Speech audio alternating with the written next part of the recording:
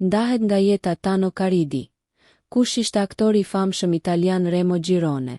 Aktori italian Remo Girone ka ndëruar jetë në moshën 76 vjeçare. Në shtëpinë e tij në Monaco më 3 tetor 2025.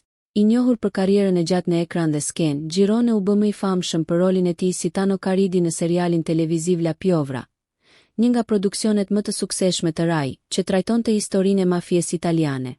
Girone ka lindur më 1 dhjetor 1948 në Asmara, Eritre, dhe është rritur në një familje italiane. Në moshën 13 vjeçare, ai u transferua në Rom për të ndjekur shkollën e mesme dhe më pas studioi në Akademinë Kombëtare të Arteve Dramatike Silvio D'Amico, ku u diplomua si aktor. Gjatë karrierës së tij, Girone ka luajtur në shumë filma dhe shfaqje teatrale, duke përfshirë role të rëndësishme në filma si Ford vs Ferrari 2019, ku interpretoi Enzo Ferrari, dhe Live by Night 2016, ku luajti një mafios italiano-amerikan. Ai gjithashtu ka marrë pjesë në seriale si Killing Eve dhe The Equalizer 3 2023, duke vazhduar të jetë aktiv në industrinë e filmit ndërkombëtar. Në vitin 2021, Girone mori çmimin për arritje të karrierës në Festivalin e Filmit të Venecias dhe çmimin e jetës në Festivalin Flaiano, duke u njohur për kontributin e tij të jashtëzakonshëm në artin e aktrimit. Ai është martuar me aktoren Victoria Zeni në vitin 1982 dhe ka një vajzë, Veronika.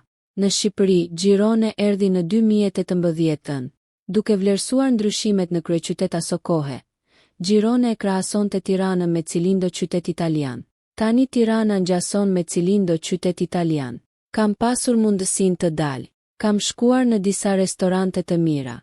Kam parë pallatet e reja që po ndërtohen, stadiumin. Këtu punojnë shumë arkitektë italianë që po ndryshojnë Tiranën, po bëjnë gjëra të reja, pa ndryshuar totalisht të vjetrën e për ta vënë në shërbim të ndërtimit të së ardhmes. Shpreh e aktori që shqiptarët do e mbajnë mend gjithmonë si Tano Caridi. Nëse ju pëlqeu kjo video, shkoni në kanalin e YouTube-it Big VIP Albania Kosova, që e gjeni në bio. Mos harroni që të bëni subscribe dhe të klikoni butonin e ziljes që të informoheni për videot më të reja.